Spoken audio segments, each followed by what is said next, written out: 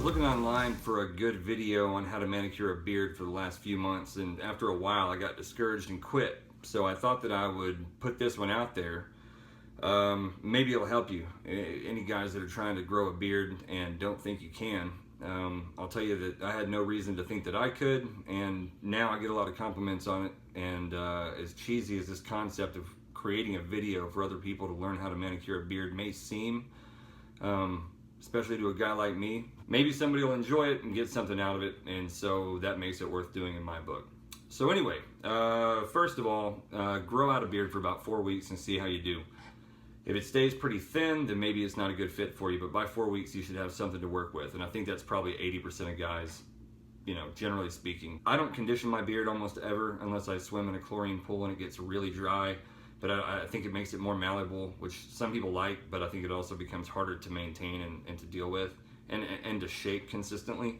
So I don't condition it, but you do need to shampoo it every time you shower. I don't care how oily or how dry your skin is. I think that's something that you just need to do. It shapes more consistently whenever it isn't full of crap, and it just smells better, and everybody likes it better. It's a better thing. So keep it clean, but I wouldn't bother with conditioner, and I've used beard conditioner and regular hair conditioner, and even when I do condition it, I still use regular hair conditioner. So I wouldn't spend a whole lot of money on beard products. I think that it hasn't been a necessity for me, and what I have tried hasn't done as good of a job as just doing it naturally. So I guess I'm open to any products that anybody wants to recommend for that. But anyway, so the other thing is clip your beard in different conditions. So right when you get out of the shower and you comb it all out and you shape it, go ahead and pull out your clippers and have some decent clippers. Mine aren't that great, but the ones I use just to trim off stray hairs, they're probably 30 or 40 bucks, and they're perfectly adequate. If I'm doing any heavy clipping, I'll use my hair clippers, which are a lot more substantial and probably more expensive, but I don't think that's really a necessity. But get yourself a nice big broad comb. It's great for running the length of your beard and being able to shape and comb it as you see fit. So what I'll do is I'll shape it by identifying a jawline that I'm happy with, and this is my natural jawline there, which is as you can see, pretty non-existent. So you just create a jawline that you're happy with, and you know, comb it out like so, and run your clippers down the length of the comb. It makes it easy enough. It actually is a lot easier than you think. So and remember that your beard is being viewed from different angles by yourself and by everybody else. So you know, I kind of turn my head and I'll run the clippers along the back side of my jaw there to shape that, and then lay them flat in accordance, you know, in relation to your beard, and then you can shape it from the front and put your head down, shape it from underneath. You can do a lot of things there. The mustache area kind of sucks, but just to show you, you can kind of close your lips up, comb your hair down, and I always kind of try to pull this hair on the side in and shape that around my mouth as well, because all kinds of activities that can end up getting hair stuck in your mouth, and it's unfortunate, like eating and drinking and apple pie eating contests or whatever it may be. So easy enough. Find your jawline, run your clippers down it.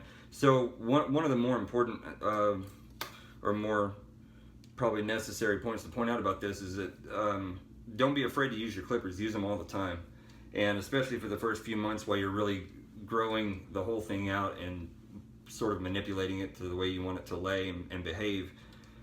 Especially during that time, don't be afraid to use your clippers. And I was clipping my beard almost every day or every other day for many months, maybe 3 months, 4 months, and it's only the last month or two. I've been doing this for 6 months, and I have trimmed quite a bit off of it in that time. It would probably be an inch and a half longer, I think, but that's just a little bit bigger than what I'm looking for. But once it begins to fill out, so stray hairs, here's how you handle those. So every morning after I blow dry my beard, I get it wet, blow dry it, or I take a shower and then I blow dry it, comb it downward, blow dry it downward at the same time, and I always blow this hair in the back behind my jaw, I blow that sort of forward, and that shapes it sort of the way you want it. And then I'll put my comb on it, clip it, and then you look for all the stray hairs in your profile that you can't get down with a comb. And if you can't get them down with a comb, just clip them off. It's not a big deal. And what happens there is you give all the rest of the hair in your face time to grow and fill out more, and a lot of that hair will behave the way you want it to and some won't. So you condition it to do what you want it to do. And so it gives everything else time to grow around it, and then it also conditions that hair over time as you're combing it, clipping it, clipping it, and you do that until it eventually behaves, and then so that trains that hair to do the right thing. And so by the time it all grows out, it's fuller and thicker and looks nicer. And then the thicker it gets, the more you can manipulate the shaping and the sculpting of it and stuff like that. I don't know what the sense of depth is that this camera provides, but the beard works out pretty well. It's pretty thick and pretty full. So I began to realize over time that whenever you look in the mirror and you see an image of yourself, if you imagine that you're an 8 or a 9, if you're really confident physically, and you may put varying different degrees of emphasis on your physical image as a factor in your own happiness, your own self-satisfaction. So this may matter less to others, less to some than others, and may matter more to some than others, but at the end of the day, if you put any emphasis or any value on your own physical self-image, then improving that or giving yourself more to be proud of, I think, is never going to be a bad thing. So it does take more time to put more effort into your hygiene or into the cosmetics or the aesthetics of your appearance or whatever you want to call it. But whenever you look in the mirror, if you already consider yourself an 8 or a 9 right now, and then you just give yourself another component, or if you consider yourself a 3 or a 4 like me, if you give yourself another component of your own physical appearance to be proud of, something that you put time into and that you can then get compliments on. I get a lot of compliments on this beard. It enhances my physical appearance. It's something that makes me happier with myself. Gives me sort of the appearance of a jawline, which I see that Dan Bilzerian also decided to implement in his life a long time before I ever thought of it. And it makes sense to me. So guys out there that are trying to grow a beard or that are wondering if you can or can't, leave me any comments or any questions you have. I talk to people about it all the time. Another cool benefit of having a beard like this, I guess, is that you get a lot of random people that stop you and talk to you, believe it or not.